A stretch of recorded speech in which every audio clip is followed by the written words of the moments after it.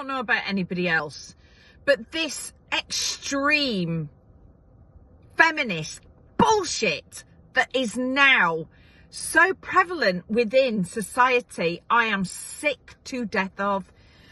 This, oh, he made you feel uncomfortable because of what he said and it was a rude joke. And it's not okay for you to say that because I'm a woman.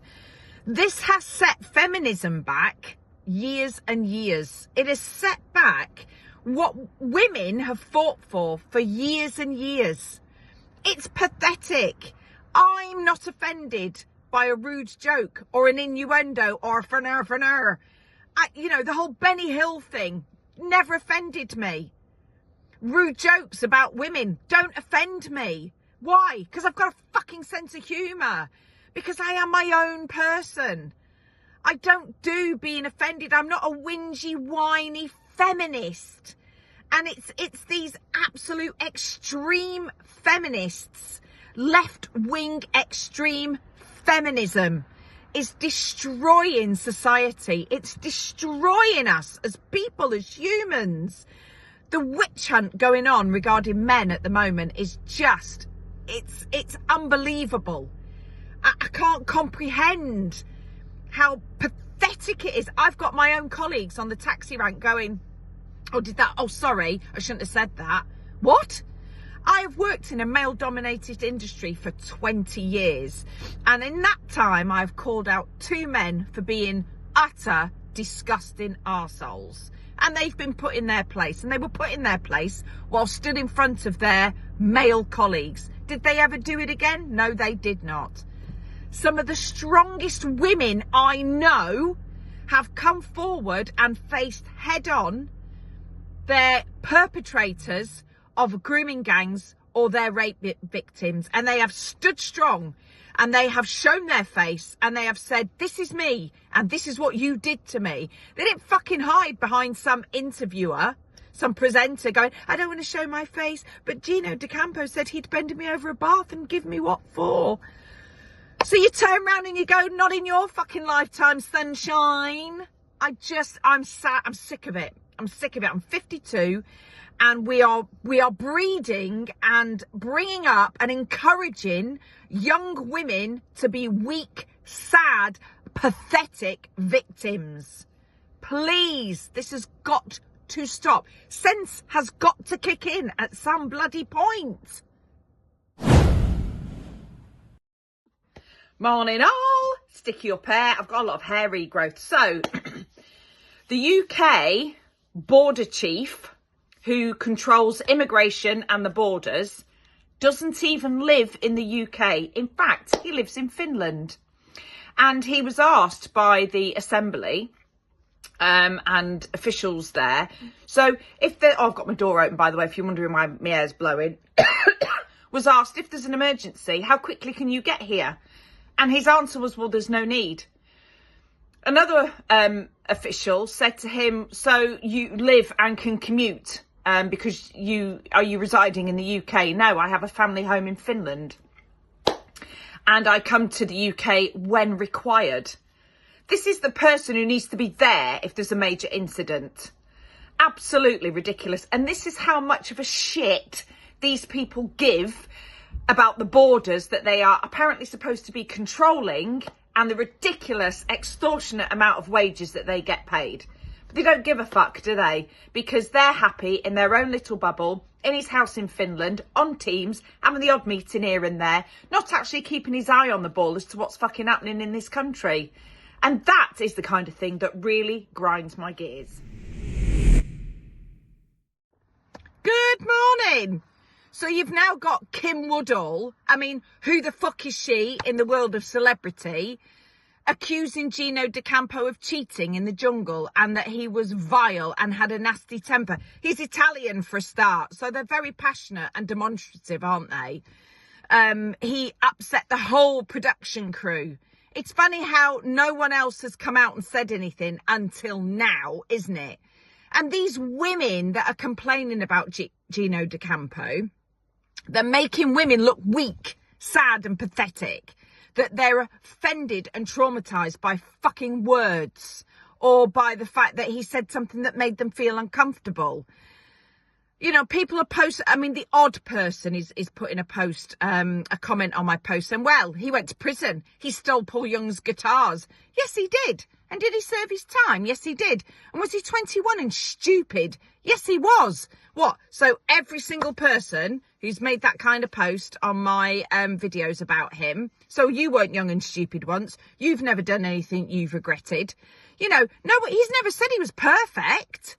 But, you know, ITV allowed him to cook on national TV naked. They were happy for that. They were okay with that because it brought them in viewers. And now they've completely disassociated themselves with him. They've cancelled him, in effect. They've said they'll never work with him again. Excuse me, sorry. And the man's career is destroyed. Well, let me tell you this, Gino. You'll probably never see this post, but let me tell you this. The outpouring of love and support for you on my videos is incredible. And quite honestly, it's deserved. Your innuendos are hilarious. I think you're brilliant. I think you're a great chef. And quite honestly, these women do make us look weak. And we're not. As women, we're not weak. Hiding behind, oh, I'll be interviewed, but you can't see my face. Because I'm offended by something that somebody said fucking 12 years ago. Ugh, grinds my bloody gears. Team Gino. I watched a post earlier that really angered me. And I know that Adam Brooks has been talking about subjects like this now for quite some time. And it was a panel of experts on a TV show. I'm not sure which one it was. And this lady, an Indian lady, was a professional at whatever it was. I think she was a lecturer. And she was saying it's not about immigrants coming into the country and integrating into the British way of life or British values or British culture. It's about us as British people having to integrate with them. What are you talking about? These people are coming from countries they don't want to live in any longer. So they are then coming into another country where they do want to live, but not integrating and carrying on their lifestyle and cultures in another country that doesn't hold their values and their culture the same as we value our own. What's wrong with that? Why should we have to integrate with them? What is this fucking woman talking about? Is she mad? These intellectual people, the way their brain works sometimes infuriates me because they can't see rational sense. They can't see rational. And a rational thought process to them means you're far right. You're wrong for thinking that. And I think she actually called this person who she was debating with, well, you're far right then. No, we're not far right. This is our fucking country. We have British values, British culture. Why should we have to change to suit other people? Why do we have to change for them? They're a guest in our country. Am I right or am I wrong? Sometimes just better to leave it. Evening all. So just so we're clear on this. So ITV, who actively encouraged Gino D'Acampo to for double entendres, for being cheeky, a little bit of, you know, flirty banter and all that kind of thing, innuendo, bingo and all that kind of thing. They actively encouraged that because it brought in viewers. People loved watching Gino D'Acampo and still do. He was hilarious. Now he's being accused of inappropriate and intimidating behaviour. I'd love to know who these women are. I mean, I wouldn't be shocked if one of them was Holly Willoughby because, I mean, she threw Phil under the bus, didn't she? I mean, he needed throwing under the bus, but you know what I'm saying, don't you? But I just find it truly astonishing that there are actually women out there who've come forward and said that he made them feel uncomfortable. It was horrific. It was intimidating. You know, fucking get a life and go and find a sense of humour. You know, and people will be coming on this post now going, well, what are you going to do if you find out that he's inappropriately touched somebody? Well, they tried to say that about Greg Wallace as well, didn't they? And that's all died down. That's piped down. But the fact that ITV have now pretty much cancelled Gino D'Acampo's programmes and have seriously jeopardised his career because from 12, 15 years ago, some humourless fucking woman has come forward and gone, oh no, he was so inappropriate to her. Walk away then. Tell him, I don't like what you're saying. And like one of my followers has said in a comment, and it's very, very true, what kind of grown woman doesn't turn around and say to somebody, actually, I'm not keen on what you've just said? Nobody forces anyone to stand there and listen to somebody at all, ever. But let's not forget and bear in mind that ITV encouraged that behaviour. They wrote his segment on the programmes. So, and now they're throwing him under the bus and cancelling him. Fucking snakes. Seriously, snakes. So the next sacrificial lamb on the altar is Gino D'Acampo. So apparently, over 15 years odd, he has been offensive to women. He has said inappropriate comments. He has made inappropriate comments. He's made people feel uncomfortable. So let's get this straight. Gino D'Acampo is the king of innuendo. He is the king of cheekiness. And now all of a sudden, all these women are coming forward because they're wounded and traumatised from the words that he spoke. Oh, fuck off. Seriously. I honestly do not have the time or energy for this shit. I cannot stand the fact that people will dig and dig and dig and keep digging until they find something, because the television bosses want to be seen as doing the right thing, and we are going to bend to the woke, pathetic, sad narrative of cancelling anyone who just so happens to have a fucking sense of humour. Am I offended by somebody who tells a rude joke or says something that's innuendo? Or no, if I don't like it, I walk away, I don't listen, or I say, hey, you, don't be so cheeky. It's pathetic. It's another Greg Wallace, isn't it? The next thing that's going to come out is he brushed against me and I felt his man bits. Well, do you know what? People are now going to dig and dig and dig and try to find whatever they can to discredit this man. I think it's disgusting and appalling and absolutely offensive. It makes me really angry, quite frankly, that this woke narrative that we are constantly having to live by and have to adhere to and have to bend to, it's just pathetic. I think we're all getting really sick and tired of it. And I actually feel really sorry for Gino D'Acampo. I think it's disgusting what the ITV bosses are doing, and fucking shame on them for trying now to ruin this man's career because they want to be seen to be doing the right thing. Oh, because some woman was fucking offended by a dirty joke or an innuendo he made 15 years ago. Piss off! Right, I'm thinking I've got this right because I've looked on a few news articles and I've seen a few videos on TikTok. There's a teacher in Australia, I think it's Adelaide, I might be wrong, but she's identifying as a cat. You know, when she went for the interview, did she have a cat ears on and a tail? Did she bring her litter tray in case she needed the loo? And instead of bringing references from other employers, did she bring a record of her inoculations? I mean, that's how fucking pathetic it is. Was she a cat when she went for her interview? Or has she just all of a sudden decided she wants to be a cat? I wants to be called Miss Purr.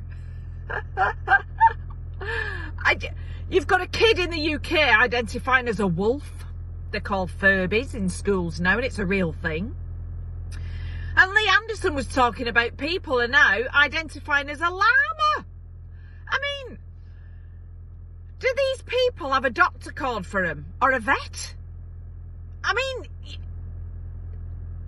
what do you say to that shit? And where's this come from? Where has it come from? We didn't have this 10 years ago. We didn't have this 20 years ago. We didn't have people identifying as animals. And if they did, They're in the local nut house. I just don't understand it. I don't get it. But apparently, Miss Purr has been sacked. Oh, honestly, honest to God, I can't get my breath. Fucking stop the world, I want to get off. Germany hit again.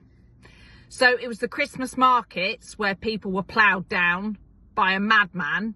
And now you've got a 24-year-old Afghan asylum seeker has ploughed a car into a crowd of people, injuring 28 people. Some of those 28 people are seriously injured, life-threatening injuries.